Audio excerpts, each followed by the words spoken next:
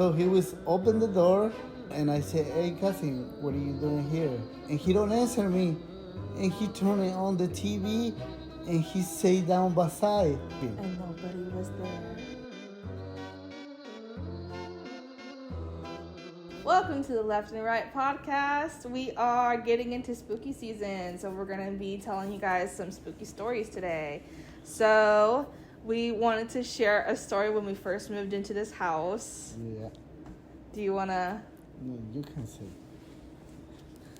What is wrong with you?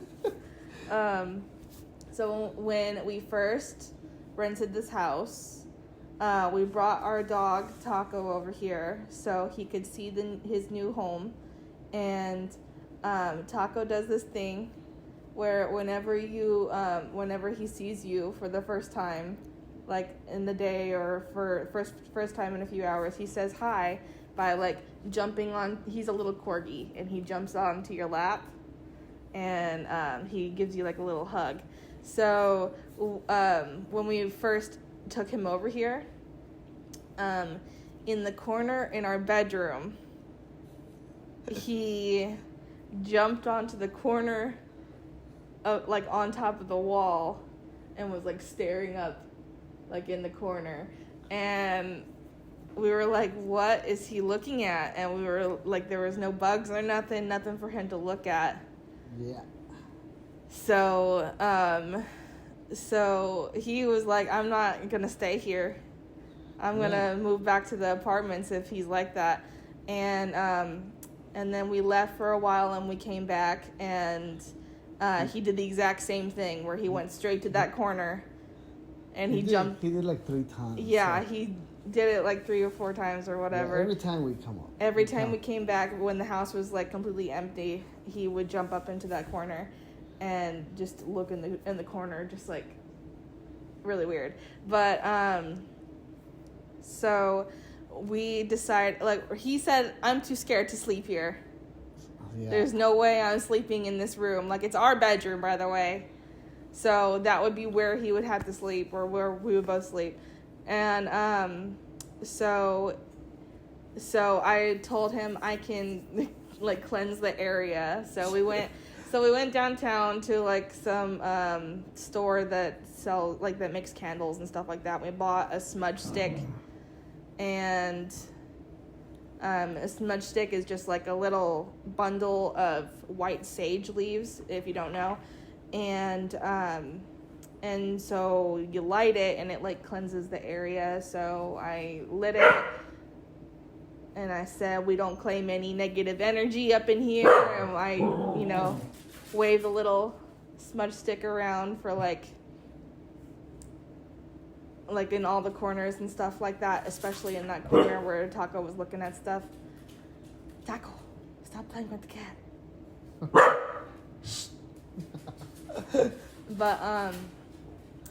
But yeah, and then after that, Taco never looked in that corner ever again. Never jumped up in that corner or anything ever again. So I think that was probably a ghost, and Taco was trying to say hi to it, and then we got rid of it by doing that. Yeah.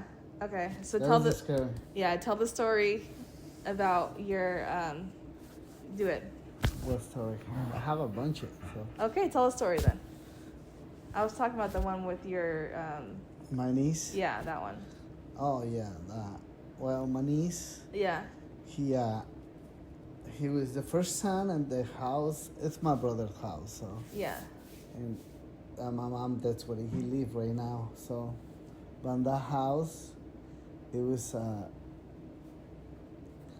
inside. They said they see like something happen. Okay, like sometimes they take a shower and they hear the knock the door, but my niece to think, oh, there's somebody else, And after that, okay, they make it happen. He don't get scared. And the second time, she saw she's gonna leave the house, but in the window she turned around and like somebody told her, turn around, and she see my sister say bye, okay? And after that, she was like, okay. So, and she'd go to my mom's house, And as soon as she get there, she saw my sister. She was doing some dishes.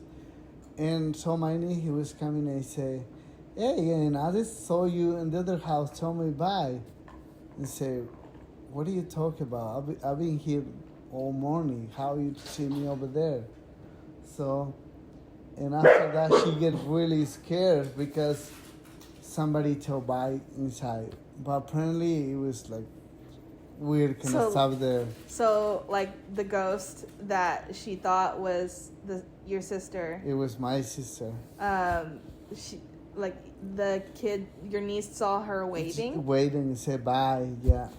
And she turned around and said, "Oh, it's my aunt." But the thing when she get to my mom's house, she did dishes. That's crazy. So pretty much my brother and my mom's house is pretty much like a neighbor. So you can walk in like 3 minutes and you can get to her house. So. Oh my goodness. But yeah, that was really scary. And apparently today, it just happened to my brother.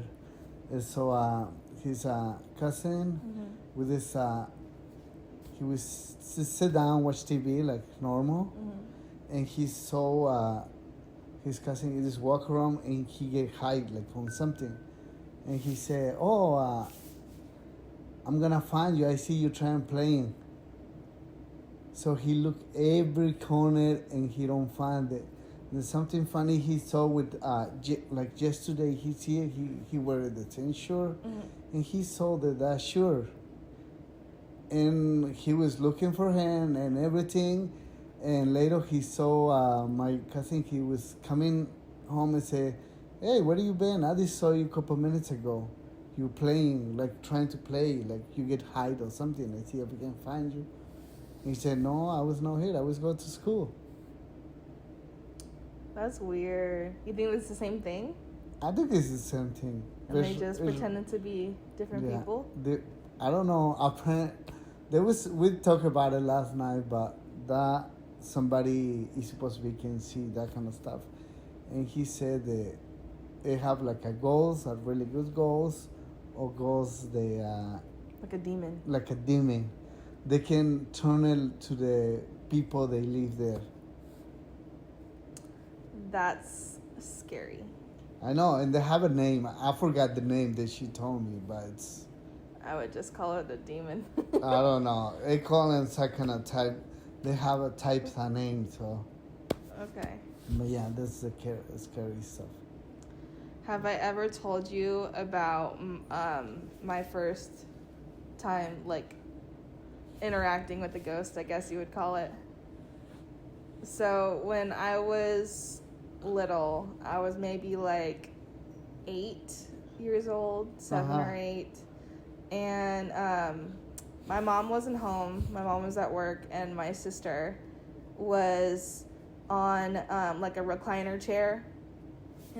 She was like reclining, and she was doing her crochet, and she was watching Law and Order on the chair, and she was like all cozy. So just keep that in mind. And I was in my room making my bed, and I was a very dramatic child. I would throw my pillows into the hallway while I was making my bed. So I had like this big like circular High School Musical pillow that my cat used to sleep on. But anyway, so I threw that High School Musical pillow into the hallway, like with all my other stuff. I was throwing my pillows and whatever, and I was getting down to the bottom sheet so I could make my bed. And as soon as I was tightening the sheet over my bed, the pillow gets my High School Musical little throw pillow. It was like this big. It was thrown at my back, and it hit my back. And as soon as I felt it, I thought it was my sister. So I ran as fast as I could down the hallway into the living room. And she was still sitting there, completely comfortable in the recliner chair, doing her knitting a blanket. So there's no way that she could have gotten that comfortable that fast. And then I asked her, I was like, did you just throw a pillow at me? She's like, what are you talking about? I've been in here just watching TV and doing my crochet. Mm-hmm. And then I was like, a ghost just threw a pillow at me. That's crazy. That's crazy. For context, I grew up across the street from a funeral home. That's what you told me that. Yeah. I grew up across the street from so my house was I don't know how you can live. I cannot live beside cemetery. No. As a kid, kids are more open to seeing like spirits and stuff like that. So I don't know if I was a crazy imaginative child or if I just really saw a lot of ghosts. But I could like feel spirits, and like my dog would be like barking at nothing and stuff like that. Like, you know how dogs can see spirits too. That's what they said. That's true. The dogs, they can see anything. Like you can see ghosts and anything. I guess so. I mean, you don't really know. You know, you don't really know for sure, but that's what they say. And so my house was like right here on the corner. Mm-hmm. Like this is my house, and right across the street was the funeral home right here, and then right across the street from that was the graveyard for the whole town. And because I grew up in a small town, so there's only one graveyard. So yeah. So I don't know how I would see a lot of travelers. All the time when I pass a cemetery or something in the night, I don't know why I'm really scared of that. I mean, for fun, like the neighborhood kids would go and like break into the cemetery at night, like just hop the fence and like wander around. Did that once for Halloween. I don't know, But that's so scary. I'm not gonna do it. Going tonight to the cemetery. Hell no. yeah, You give me any money, I'm not gonna go. I was a crazy child. I was like, let's go see some ghosts.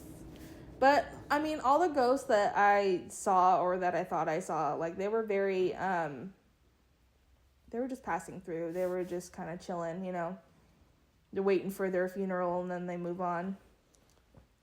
That's crazy. That's remind me too.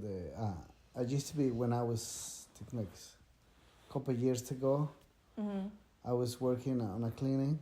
I used to work in a clean restaurant, and this I don't want to say the name, but I work in there in the nights cleaning like the restaurant for the motel, and after that they have like a little like it's a big house, but it's little compared to the restaurant.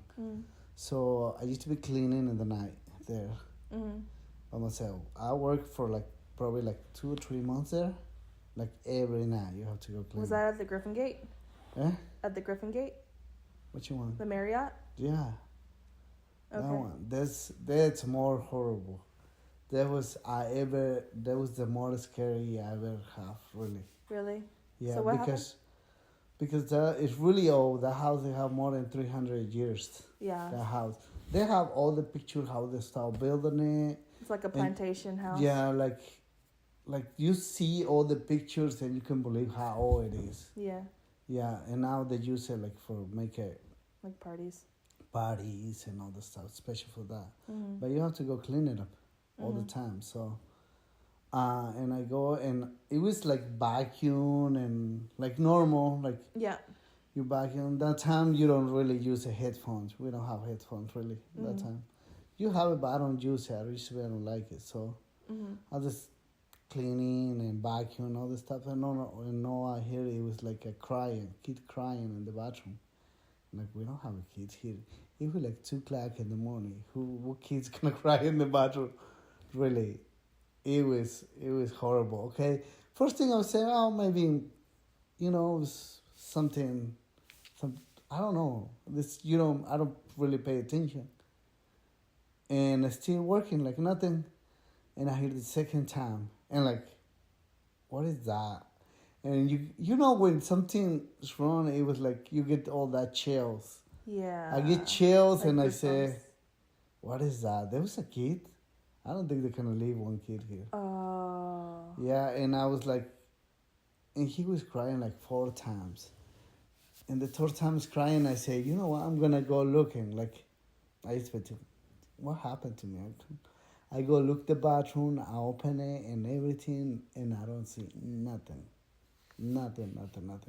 So I turn around and I say, I don't know, probably I'm just crazy. And I start working again. I start working. And it cry more, a little bit more time. And I get so scared. I even right now, I get chills right now. I leave all my stuff there and I leave. And I tell the person that I work for, and I said, no, I can't come back there. Something that scared me there. I'm not coming back. Apparently his wife, they can speak to ghosts, that's what they say. So she's gone the next night, go check it out. I think it's, you have like Tor, it's one, the Torah, I don't know how to say it. But he's go look at all the way to the roof. And she was come back and she said, hello. I was outside. I'm not going to go back inside. I said, no, you can go get the stuff. I'm not going to go inside. I'm not going to go. Apparently the girl, it's a girl there that died. So, but it was really scary. This is the more scary ever happened to me. That's crazy. Yeah, it was bad. When I talk about it, I always get chills. Still, yeah, it was really bad. That's crazy. But yeah, Do you have any other ghost stories? I have a bunch of. Okay, tell another one. Well, I don't know. I don't know if it called ghosts or this is a. I don't think so because I don't remember I wake up. Okay. It was a leave an apartment by myself. Okay. You know me when I was living by myself. I have a huge this. It's like a townhouse. It's like a townhouse. They have 3 bedrooms, but it's It really was like big. a split level. Yeah. The kitchen and the living room was on the bottom, and then upstairs had the bedrooms. Yeah, so that one it was live by myself. First time I was like normal because I used to be live with my cousin, so and everybody decided to move. Everybody make his own life. They leave, okay? So I just stay by myself, and I was and first thing I was like normal, like right now I was take a shower in the morning. And I was like, it's so quiet. I don't hear no noise, no nothing. You know, and I go take a shower. When I take a shower, like you feel like somebody watching you. And I was like, probably it's, I don't know, it's good. I get chills too. And I feel weird. And I say, okay.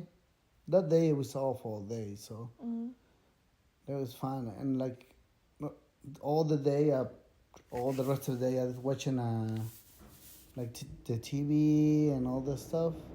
Like I eat and everything, and like 5 p.m.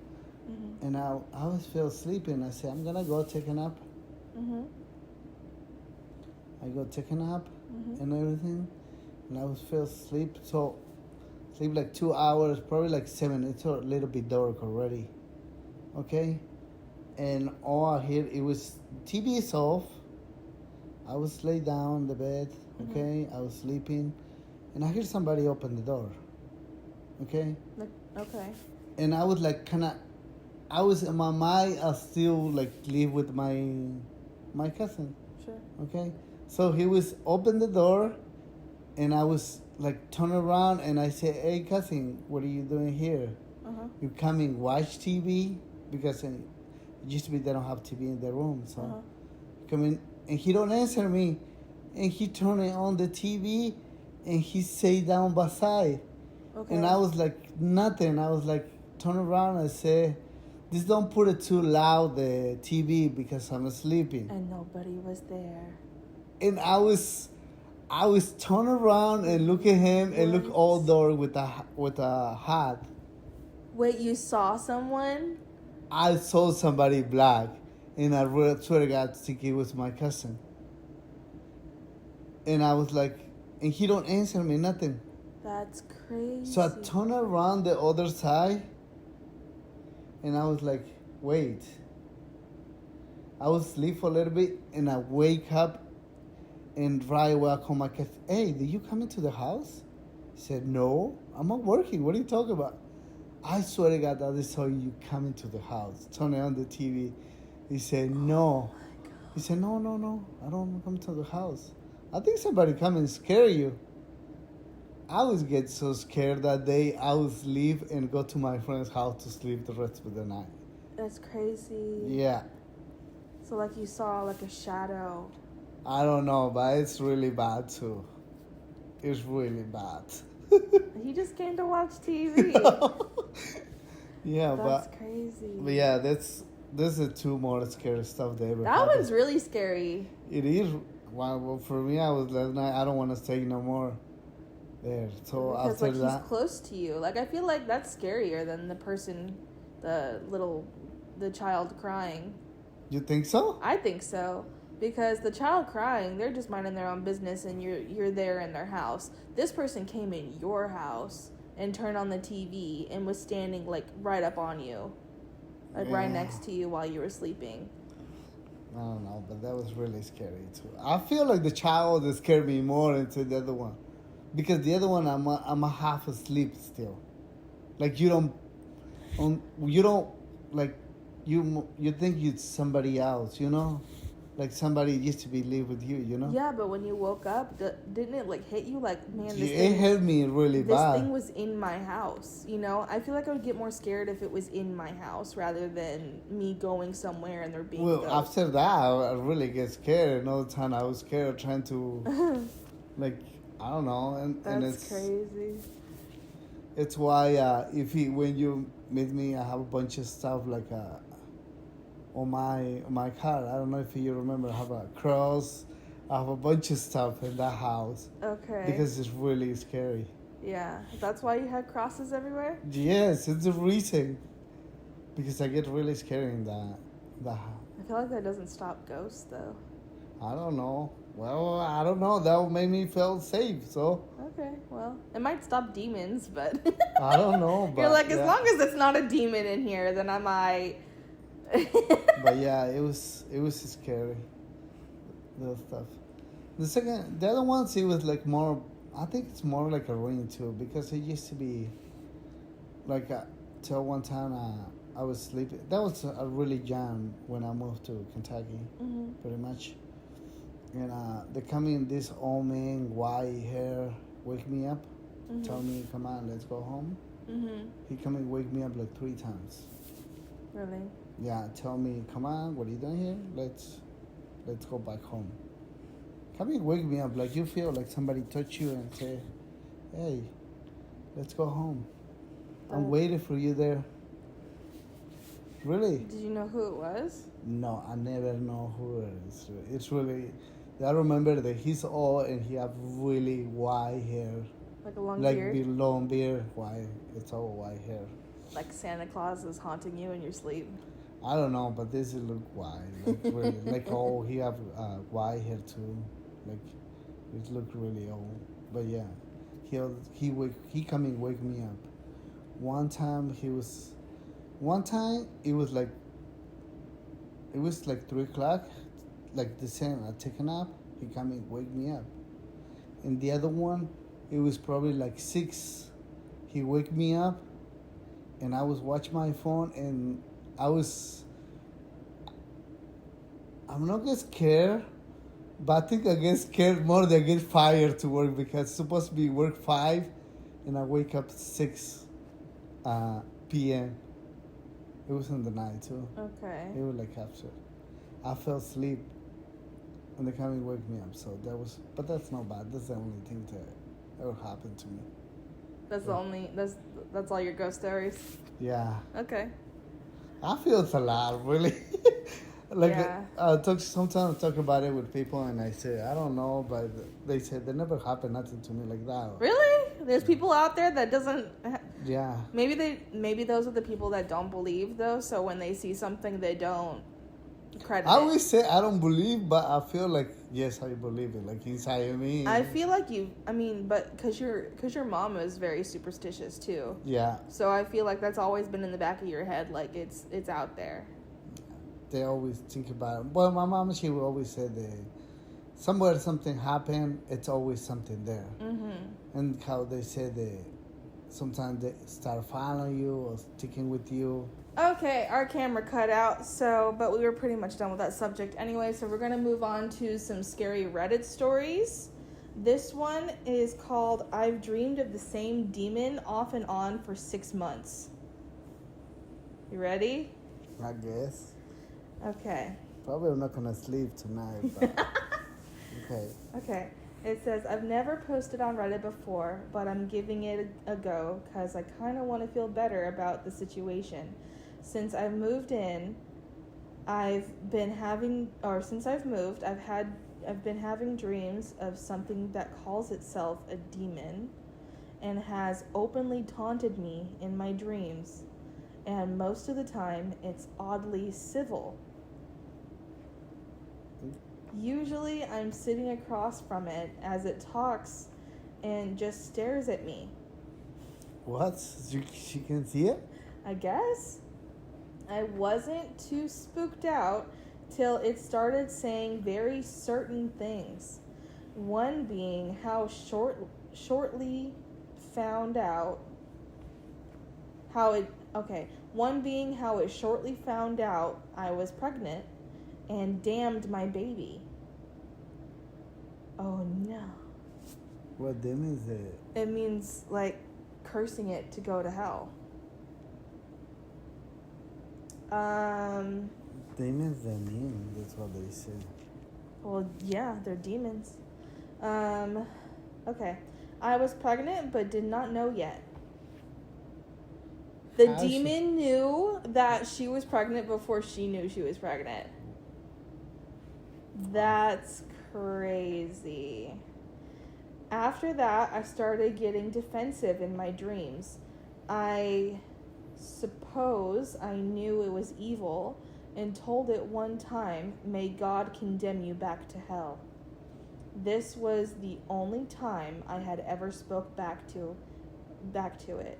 Usually, I just sat and watched. Ever since then, it's gotten a little more worked up. Yeah, you can't talk to demons. No, you cannot acknowledge that they're there. Because the one time you do, they're going to stick to you. Yeah. Let this be a PSA for everyone out there. Do not talk to your demons. Say, I do not claim any negative energy. Oh my gosh. Okay. Well, tonight has especially been rough that I've given up sleep and even turned a lamp on. Usually, sorry, it's a weird way they're saying it. Usually, I just go right back to sleep. I was having another dream of it because this time it was so angry, it leapt at me from across the room and grabbed my forearm. It asked me if I talked to my priest about it yet. Why, it's scared it's going to be exorcised from the house? That's crazy. Yet, or told my husband that it will eventually kill me. They can do that, demons. I guess if it gets powerful enough. I feel like there's like levels of demon. You know what I mean? And like, what? I don't know. I mean, if demons can possess you. How does that possess you with this? Like, I heard they do it, but I never like.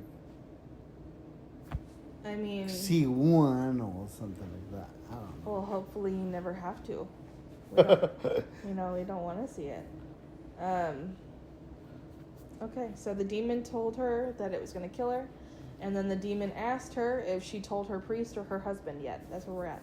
Mm-hmm. Okay, I told it to go back to hell and started saying a prayer that our church does. I am Russian Orthodox. It got livid at me. Oh, it got livid at that because I was woken up before anything else happened because of my husband. He was saying I was talking in my sleep, but he thought I wasn't breathing, and at first it did not think the voice was me. Wait, did she get possessed when she sleep? That's what it sounds like. Her husband said, okay. Her husband heard her talking and it didn't sound like her. And she wasn't breathing. She might have gotten possessed. Okay. He said it was a deep, raspy, out of breath, gasping voice that I did, and I was blabbering words that sounded foreign. He got spooked, genuinely, and I've never seen my husband spooked like that. He doesn't believe in anything, hocus pocus, as he says, but this had him genuinely holding me in unease. He's scared. I'd be scared too. Yeah, I'd be scared too. You're talking nice, so.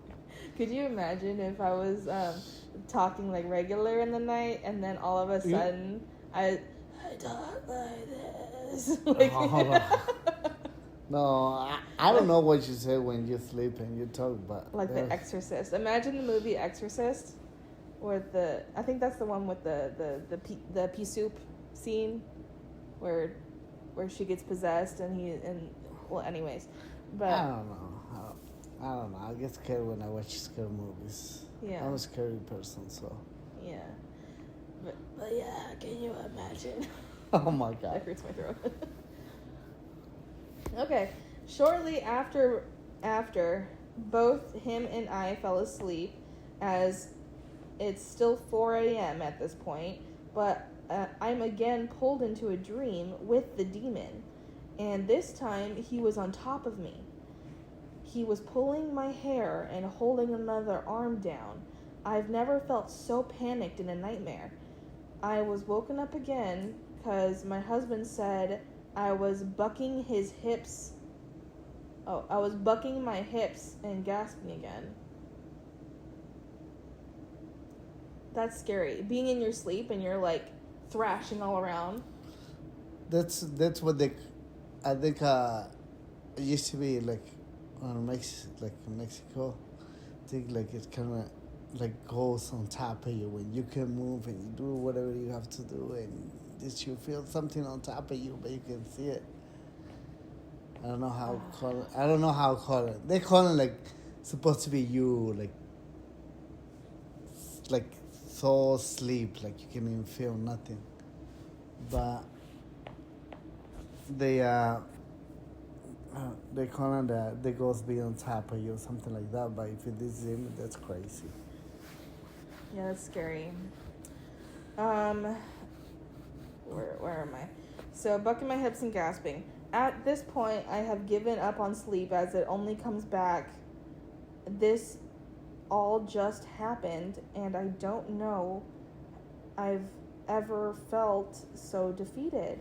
I'm pregnant and tired. I can't rest even for a little while.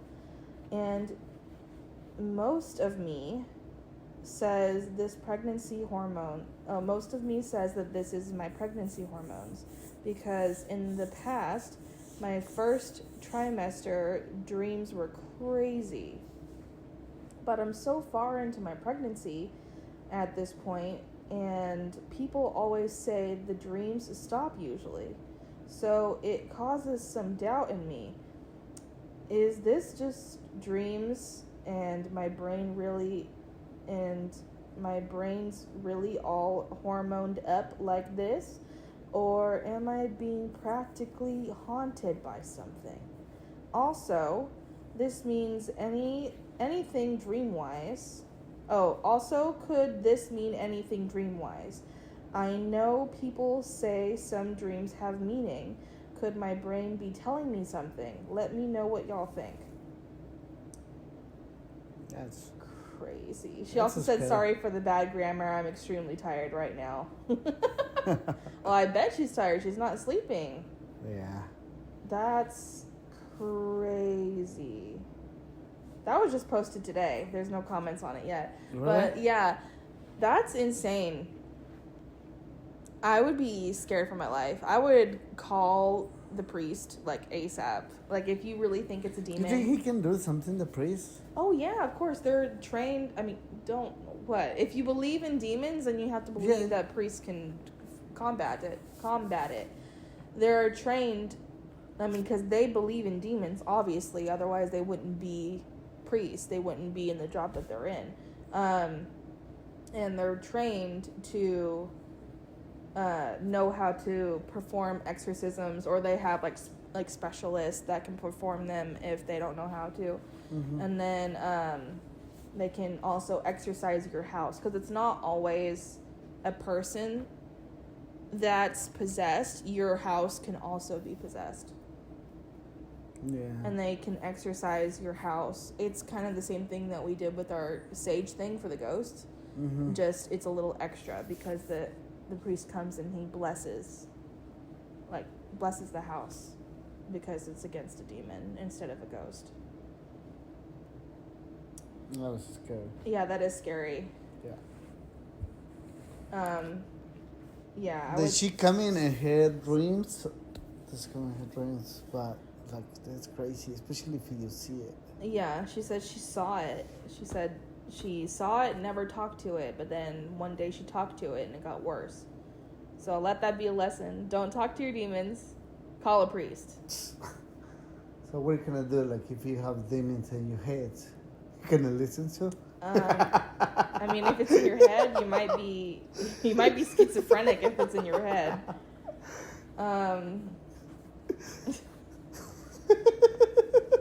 But okay, you want to read another story? Yeah.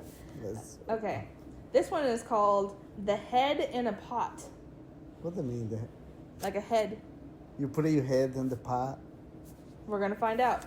I was actually alive during this. This is a story from my parents' hometown in Jersey. So there was this guy my grandma knew. It's always the guy that somebody knows somebody, you know what I mean? Yeah. But it's okay. always... He went to rehab and met this girl there. After rehab, they got together. My grandma and this guy and his girlfriend were on this boat. The guy threw his girlfriend overboard into the water. As she tried to swim back, he kept moving the boat more and more up so she wouldn't be able to reach it, while he laughed the entire time. That's a jerk move right there. Yeah. That's kind of mean. That gives me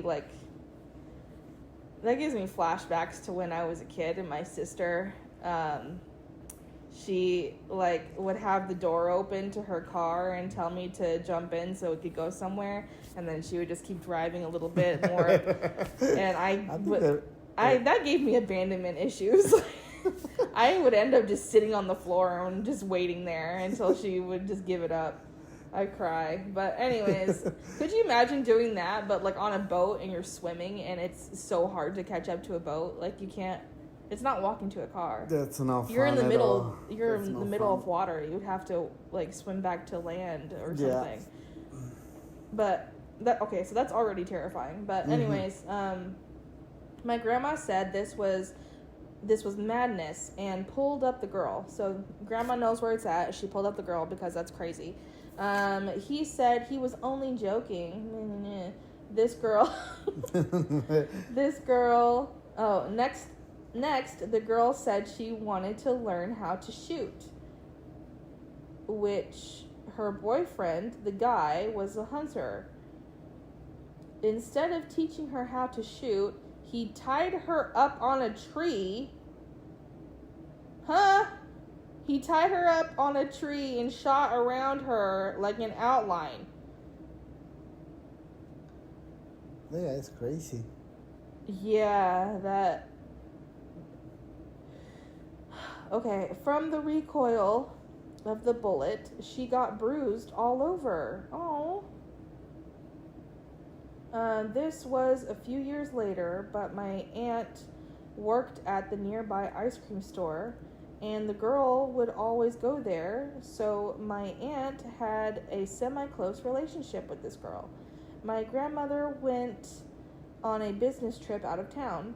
My aunt went on a jog nearby and found this pot that smelt really, really bad. Out of curiosity, she opened it up and found a human head. Shut up. The head belonged to that girl. What? The boyfriend killed her, chopped her up, and spread her body parts around the town in pots. Safe to say he's behind bars, and my aunt is a little traumatized. Well, could you be traumatized? Yeah. Oh my God. Could you imagine, like, someone you know, too? Someone, oh my God. Wow. Oh my God. There's no comments on this one either. This was just posted 3 days ago. That's crazy. That almost doesn't sound real. I don't know. That's crazy. That's crazy. You know what? I would have broken up with that guy as soon as he pulled that trick where he was driving away the boat. Really? Yeah, because that's... Well, sometimes It's not like a funny. little... Well... Are you kidding? Yeah. He killed her, and you're Yeah, trying to defend him? no, but that one, you said the... He killed her. Where's the red flag guy? You're showing your red flags. But, okay. Like, yeah, that's crazy. That's crazy. That's crazy. I can't even imagine. That's crazy. I can't. Yeah. Strange woman on the plane. Okay. This keeps me up at night for some reason. A couple of years ago, I took a trip out to LA with my 9-year-old daughter from the Midwest over Christmas break. My daughter is very well behaved and polite, but this was her first time flying with just me. I was prepared for many situations because with only the two of us flying in our party, we would be seated next to a stranger for each of our flights. This has never been an issue in the past when I flew by myself or with my husband, but I have heard about other people with experiences when children are involved, either creepy dudes or entitled people and whatnot.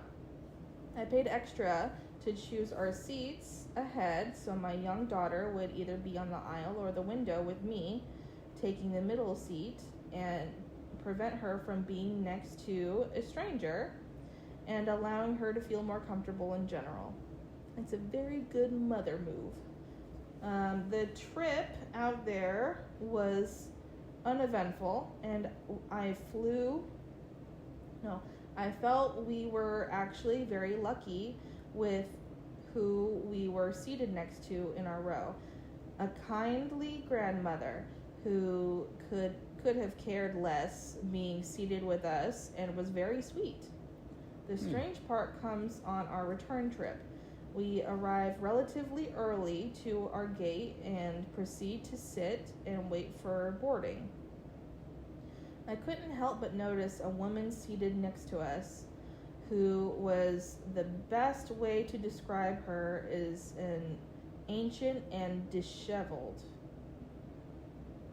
Okay. She has to be a minimum 80 years old. Her clothes are filthy and torn. Her hair is long and matted and appears to be alone. Even from a row or two away at the airport gate, she has the smell of stale urine and feces. Gross. Yeah. That's nasty. She also exhibited some outwardly aggressive behaviors toward random people, seemingly because they sat too close to her. She does not speak, but merely growls at them and swings her handbag. That's weird. It's a situation where you can tell everyone is trying to mind their own business, but can't help but notice a situation so unusual. Okay. My daughter, being 9 with no filter, turns to me and says she looks like the old lady who is really a snake in Harry Potter 8. Okay.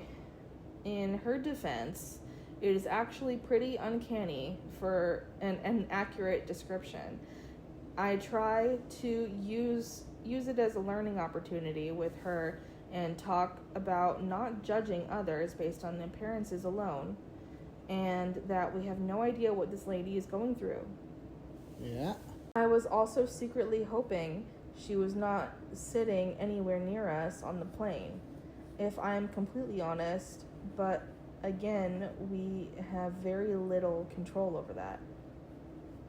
I have an ominous feeling about this lady, so boarding begins, and the lady, who is quite elderly and frail, gets assistance and boards with the first group. I was happy to see her get help, as I couldn't have been the only one who was concerned about her walking and falling down getting on the plane. We are boarding in a much later group, and for this return flight, my daughter is in the window seat and I am in the middle. As I get to the row, I notice where we are seated with the scary old lady, and she is on the aisle seat. I politely ask to get past her, and when she sees us waiting to get into our seats, she does not speak. She glares at us with a look of pure hatred and literally growls, presumably because she has to stand. Could you imagine, like, being on an airplane and you have to squeeze by someone that's sitting in the aisle seat, and then she just growls at you? That means Kirby. I don't know. She has some trouble with this and looks in pain. No words are spoken from her, just hissing and growling directed at me.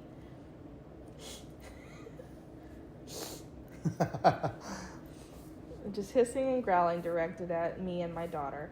I remain polite, not wanting to get the wrath of her filthy handbag, which is the only luggage she presumably has. But she is clutching it menacingly. I am a nurse, so my tolerance is probably greater than most. Pungent odors are usually not something that bothers me, but it is clear to me this woman's clothing and handbag are caked in hopefully dirt, and this smell of stale urine is so strong I could taste it in the back of my throat. What? How strong it is? Yeah, I mean, she's sitting right next to her on the plane. Yeah. It is almost a rotting corpse smell. Ew, maybe she's a zombie. I am 100% sure many other passengers would have asked to be moved at this point. My daughter gives me a look wanting reassurance we are safe. I shrug, and we take our seats. I start to wonder what the lady's story is. Why is she on this plane by herself traveling across the country? I wonder how this woman who appears in a state of constant homelessness... wonder why this woman who appears in a state of... I don't know why I can't read this. Appears in a state consistent with homelessness and mental illness is able to fly independently. She clearly is struggling to take care of herself properly, and her interactions with others are aggressive and inappropriate at best. I am asking no questions and not going to stir the pot. She said the poo. I thought she was going to say stir the poo. But she just left off the T. She said, I'm not going to stir the pot. She does nothing for the entire flight but sit and stare forward vacantly, which is quite creepy. She may have even been asleep with her eyes open, but I prefer not to think about that.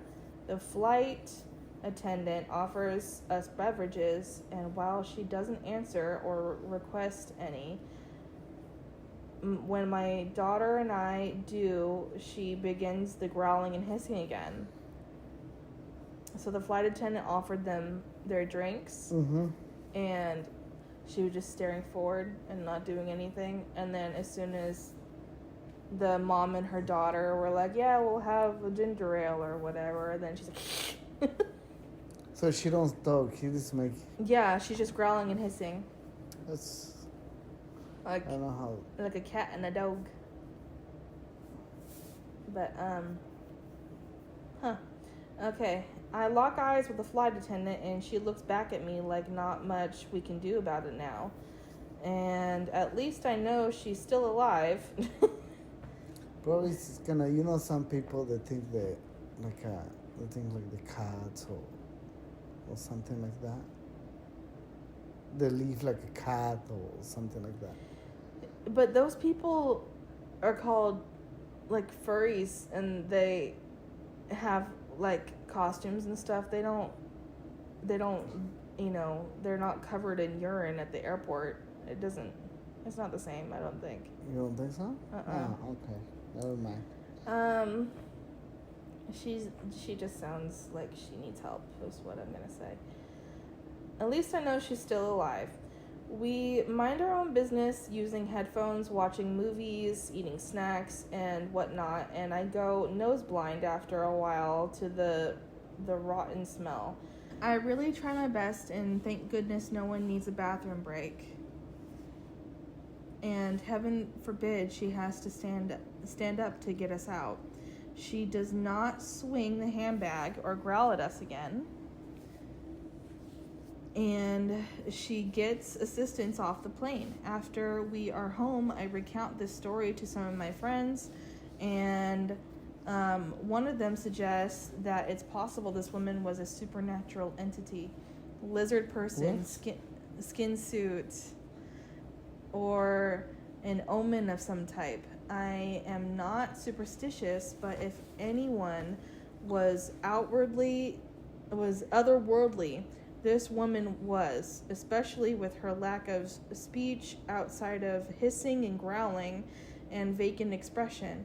I think about it randomly and have many questions, but few answers. My daughter brings it up whenever we travel as well. I mean, I don't know. What do you think? Do you think this lady was... I don't know. I don't know. I don't know. Well... I don't think she was... I think she was just... grumpy old lady. A crazy old lady.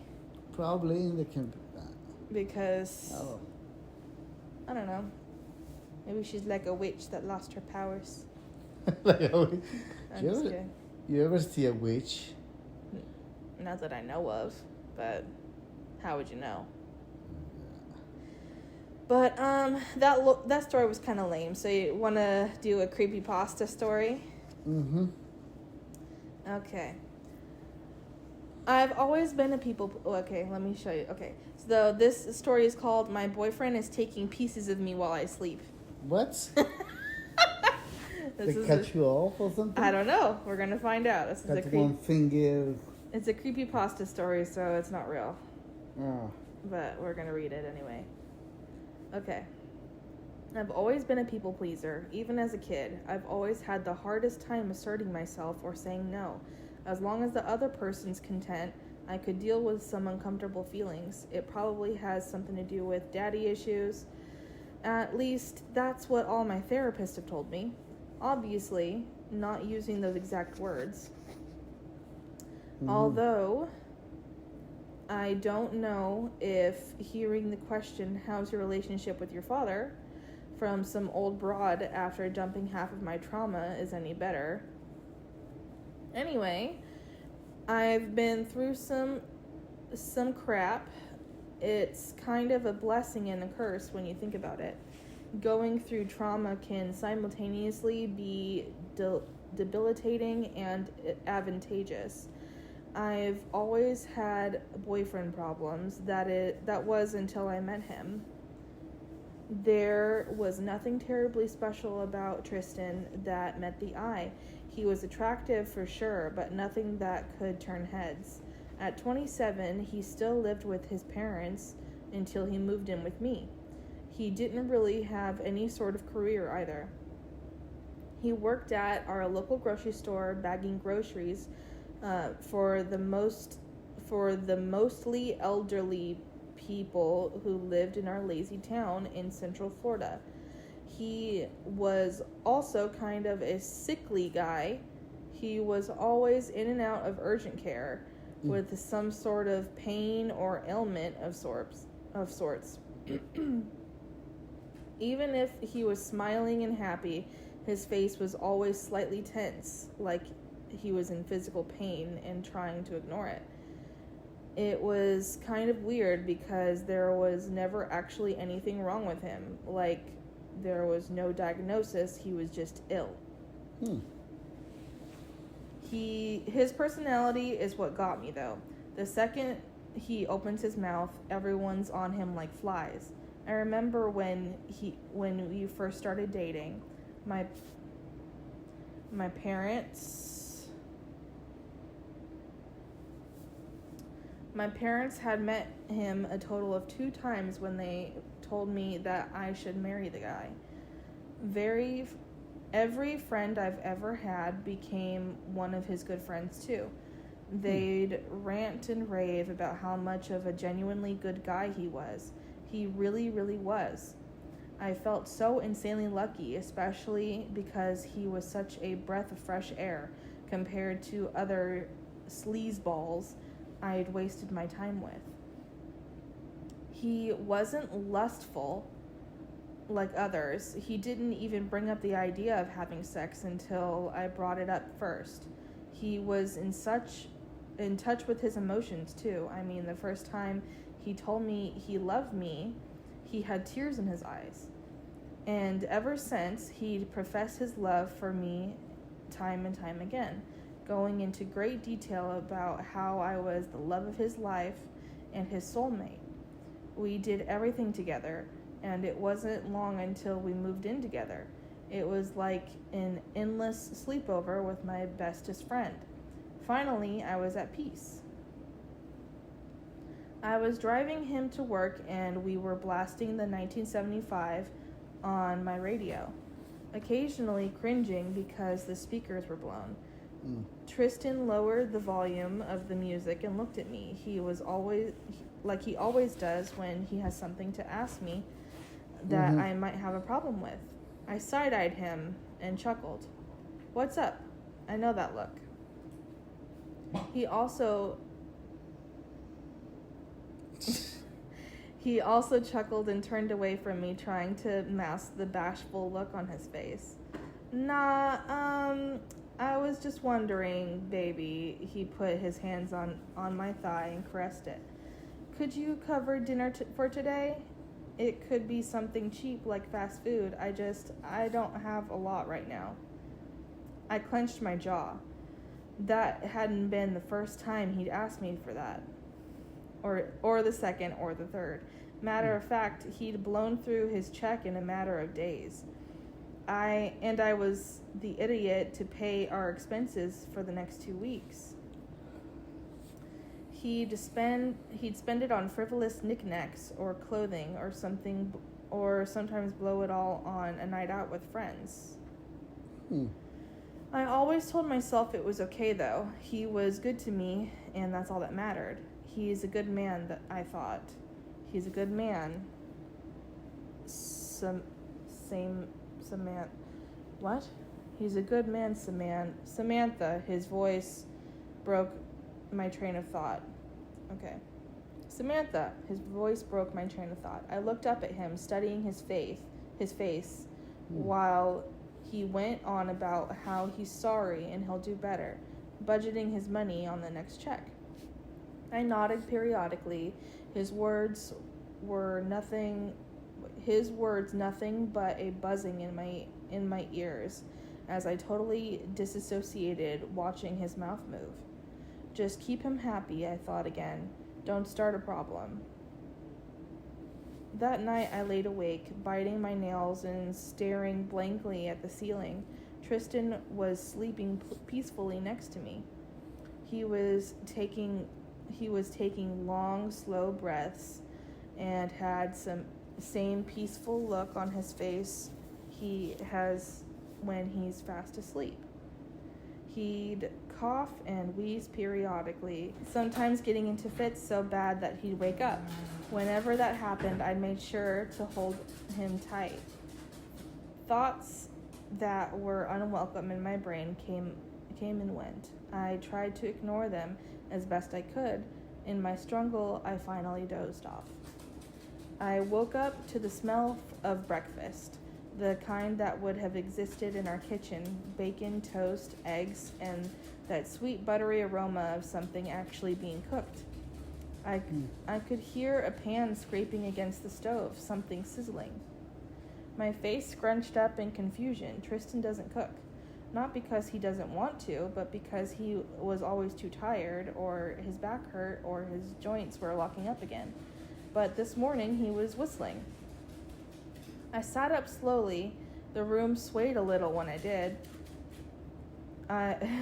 Like I'd gotten up too fast. I blinked the sleep away and rubbed my eyes until I saw spirals in my vision. That's when I felt it. My hands throbbed. Not the kind of ache that you get from sleeping weird or bumping into a door frame. It was hot, sore. I looked down and gasped quietly. A chunk of my skin from the bottom right side of my palm was missing. What? Clean, almost surgical, like I slipped with a knife. I didn't remember doing anything like that. Surely I would have remembered nicking myself. The rawness I had already scabbed over slightly, but the skin around it was red and irritated. I winced as I pressed down onto the cut. It felt tender to the touch. I stared at it for a long time. Just a cut, I thought to myself, nothing serious. Probably scratched it on something while I slept. A chunk of your skin? You think you scratched off a chunk of your skin while you're sleeping? Maybe the bed frame, maybe my own nail. I honestly didn't try to think How could you own nail? Really? With your own nail? Yeah, I don't know. Wait, let me see. Can I cut? No, I don't think they would. Honestly, maybe she has like razor blades for nails or something, but I honestly didn't try to think about it too much. I chalked it up to being paranoid. Samantha, Tristan called from the kitchen, voice bright and bubbly. You up, baby? I smiled at him. Yeah. He peeked his head in. He was already showered, his black hair damp, skin flushed with color. There was a sort of liveliness to him that hadn't been there in weeks. Almost like someone had reached inside him and turned up the volume. It's a weird way to say that. Even his voice was clearer.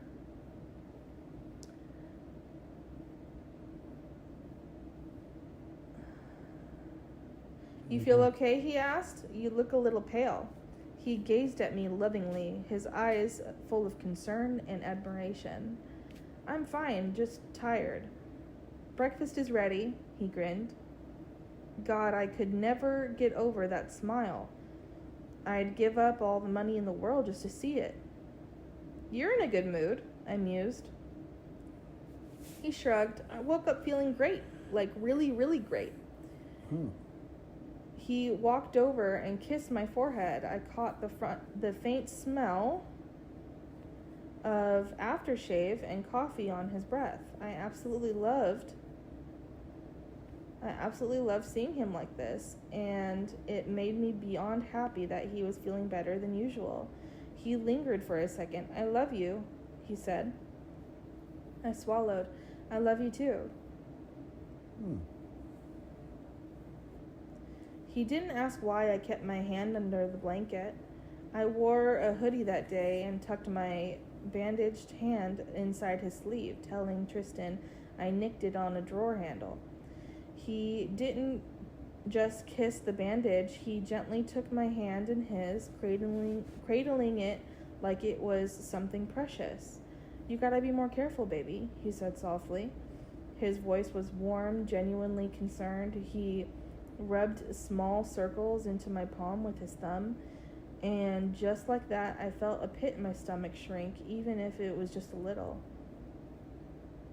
Tristan seemed lighter that day, happier. The usual dull pain in his back was gone like magic.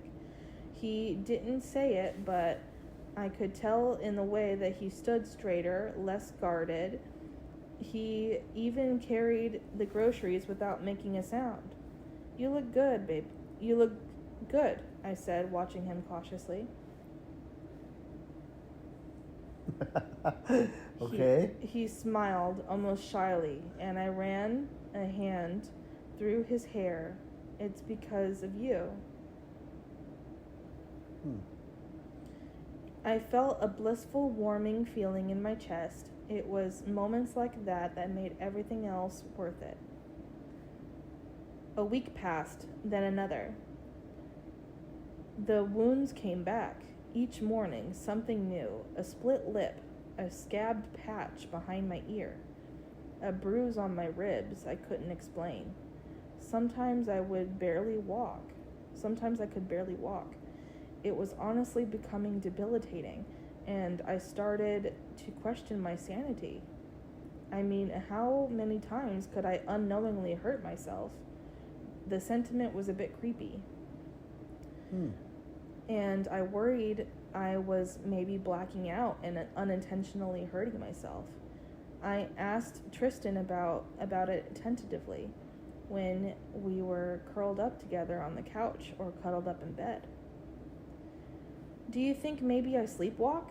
Maybe I'm hurting myself without knowing? I was starting to get really worried. Nothing like this had ever happened to me. He would frown and pull me in tighter. I think you've just been stressed, baby, he said once, brushing the hair from my face. With everything you've been through, your dad, the stuff from your past, it's bound to show up in weird ways. Trauma's funny like that. That's how he always brought it back. Never mean exactly, just unsettling. The way he'd dance around the topic, but address it just enough to keep me calm. So I believed him. I took comfort in his words. Then there were other little things, like the receipts I'd found crumbled up in the trash, t-shirts, sneakers, a record player, things he'd never showed me, never even mentioned. I think he noticed I was looking through the trash for receipts, but he started throwing them in a bin outside. When I noticed that, a bubble of anger and resentment grew in my chest. I was only one person and holding the entire house down. I was the one paying our rent, groceries, car, everything. Not to mention, he never took me out anymore. You'd think with all the newfound energy he'd be a little thoughtful now and then. Unfortunately, I had grown to his behavior. When I confronted him gently, half laughing to mask my nerves and soften the blow, he didn't even deny it. Well, I mean, what do you want me to do? He said, voice raising just slightly. You make more money than me. I'm trying my best, Samantha. I'm trying my best, Samantha. God, why do you always have to make me feel like a effing loser? Why is nothing I do ever good enough for you? I've been through some awful things, unimaginable. You'll never understand me. I blinked back tears and tried to steady my breathing as he shouted at me. Tristan, I'm not trying to make you feel that way. All I'm asking for is a little help now and then. My voice was shaky and fragile, laced with uncertainty and painful fear of conflict and abandonment. It's hard doing everything alone.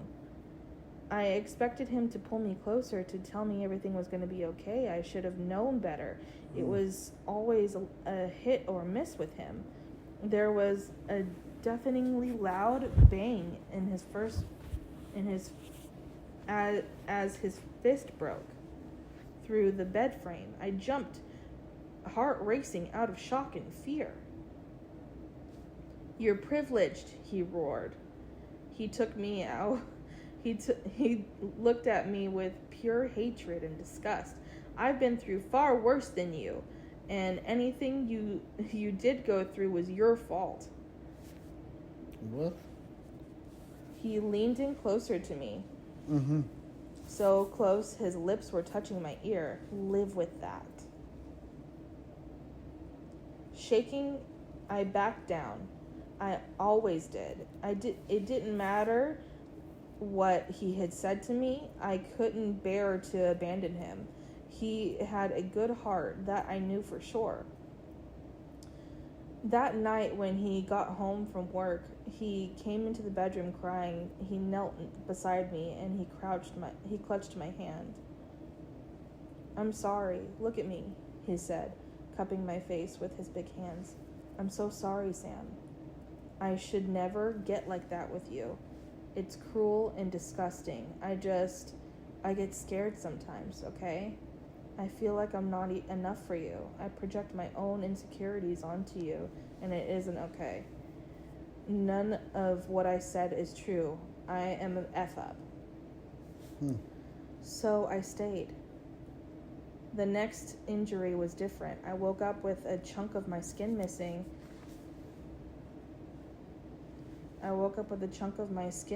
From the top of my thigh. A clean, raw circle. I nearly passed out when I saw it. "What the heck?" I exclaimed. Tristan found me in the bathroom, shaking. He didn't panic. Instead, he wrapped me in a towel and whispered in my ear like it was all a bad dream. "Baby, let me take care of you," he murmured. Mm-hmm. He cleaned the room. He cleaned the wound with practiced hands. "What's happening to me?" I asked, voice breaking. "I think I'm falling apart." He looked at me up and down, his eyes full of admiration. "You're not," he said. "I've never seen you more beautiful." He kissed the wound and then kissed me, and I melted into him like I always did. Then came the first time he called me a biatch. What? It was over money again, and I asked him not to spend our shared savings on a new watch. I wasn't even mad, just tired, hollowed out, drained. "Oh, don't start with that," he muttered. "God, I swear you're being such a B-word lately." The words hit it like a slap. He didn't even look up from his phone. When I started to cry, he snapped and looked at me and told me I was being sensitive. Later, he said he didn't mean it, that he didn't even remember saying it. I cried again. He told me he didn't know how to love, that he hated himself, and he didn't understand why I loved him so much, why I stayed despite everything. "I don't want to be like the people who've hurt me," he whispered. "I want to be good to you." And I said, "You are. You're nothing like them," because part of me still believed it, or needed to. More time passed, the injuries deepened, nerve damage, fever, the cuts were more severe, and through it all, Tristan only seemed healthier, glowing even. His laugh was easier, his voice stronger. He started dressing better, smiling more. "You're doing this," he said one morning, placing a perfect hand over my ruined one. "I don't know how, but you're healing me. Thank you." How What? Okay. How? The wait, look in what? So they take like her energy, her energy or something to do stuff? I don't know. We don't know yet. Let's finish the story. The look in his eyes was soft, grateful. It made my chest ache. Looking back, it should have been terrifying. I almost knew he had something to do with this. One morning, I limped into our bathroom, panicking because of a searing, throbbing pain in my mouth. To my horror, my canine tooth was gone. Canine tooth is like the pointy ones right here. It looked like it had been ripped clean out of my gums. How do you not feel that when you wake up? Like, it's pretty obvious if it's gone. But anyways, I screamed shrill and raw, knowing no one could hear me because Tristan had already left for work. In my panic, something caught my eye. There was a single piece of crumbled toilet paper on the trash can next to the toilet. I would have looked twice at it if it didn't look like it was badly wrapped around something and tossed in there. My stomach dropped. I had to know the truth. I had been putting it off for far too long. I was definitely in denial. Blood roared and rushed in my ears, and I bent down to pick up the paper. I unfolded it. There it was, my tooth. That night, I tried to leave. I gathered some of my things while Tristan was sleeping, trying desperately not to make a sound. I was halfway out the door when my vision tunneled. I collapsed. Something in me just gave out. My legs stopped working. I woke in bed. My wrists were bandaged. My stomach was empty. I looked up and saw Tristan looking down at me, feeding me broth from a spoon. He kissed my cheek. "You scared me," he whispered. "Please don't try that again. I can't lose you, not now." He sounded hungry. The mask was slipping. The warmth was still there, but behind it was something darker, greedy, malevolent. And any fear I had was washed away by an overwhelming sense of exhaustion. I woke up later in the night, feverish and head spinning, too weak to move. I saw him just barely crouched beside my bed, whispering something I couldn't hear. He was crying and laughing maniacally. The next time I woke up, I couldn't move. The room was cold and still. Pain radiated through my body so intensely that it almost felt numb.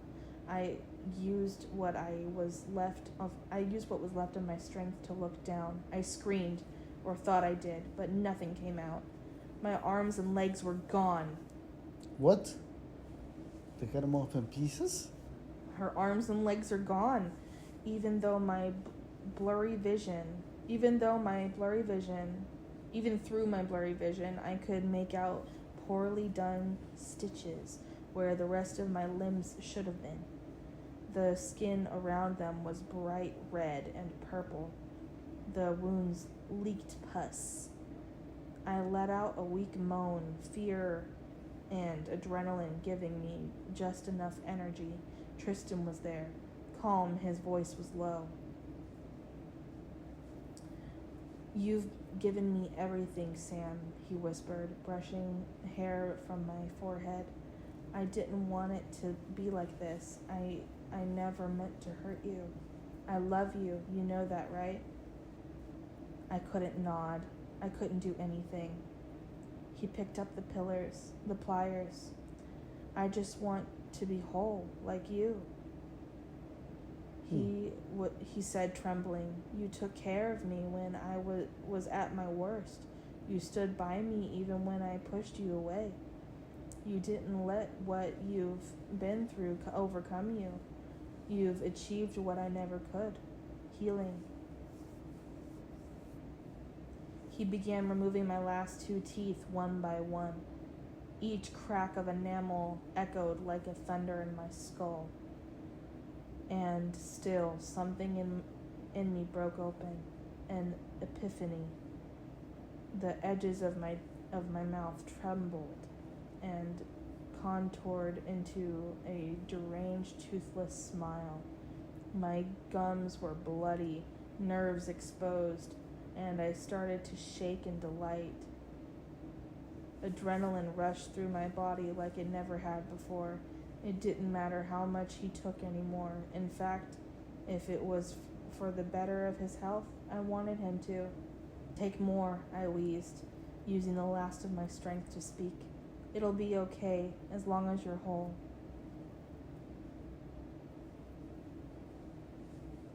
Is it the end? Hold on.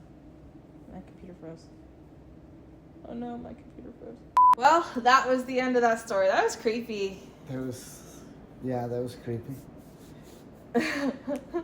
It's crazy how she accepted it at the end, where she had no teeth, she had no arms, no legs, and she was just like, F it, like take my whole body, I'm done. As long as you're healthy and happy, that's all that matters. Who cares if I'm just a big potato? But I give love. It's love. There we go. that was a cool story. I enjoyed that. Yeah. That was written by Sienna on Creepypasta. So go check that out. Give her some ratings. Okay. Well, thank you for watching the Left and Right podcast. We will see you next time. Bye, guys. Bye.